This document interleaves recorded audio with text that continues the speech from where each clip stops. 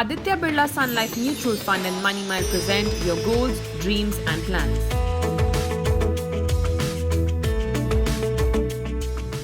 Kiran, while there's no one size fits all, because, what may be enough for X may not be enough for Y.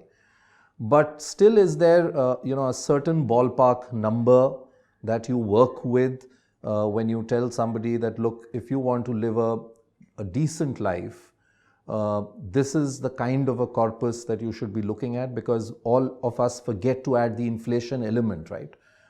We forget that, it's not today's amount that is going to matter. You have to factor in inflation 30, 40 years from now. So is there a certain minimum corpus that you would recommend that everybody should work towards building for retirement? Vivek, it's a very difficult question to answer because there cannot be a standard size, as you yourself mentioned. It entirely depends on what kind of lifestyle you're leading. So somebody who comes from a middle class family will have different kind of expenses, different kind of lifestyle, different outlook to how he would want to retire, where he would want to retire. Whereas somebody who's, say, in the upper middle class, or somebody who's an HNI, that is a high net worth individual, will have a very different lifestyle.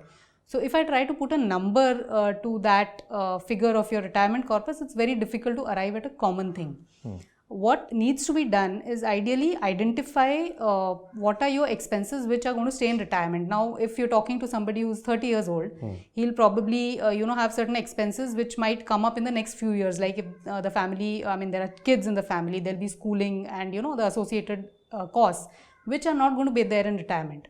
So if somebody with a young family is saying that his expenses say 60,000 a month today, and if he extrapolates that to his retirement, it might not be correct, because a lot of these expenses are not going to be there. Your EMIs probably will not be there when you retire.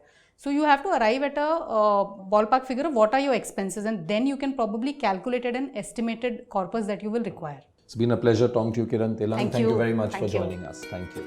Mutual fund investments are subject to market risks.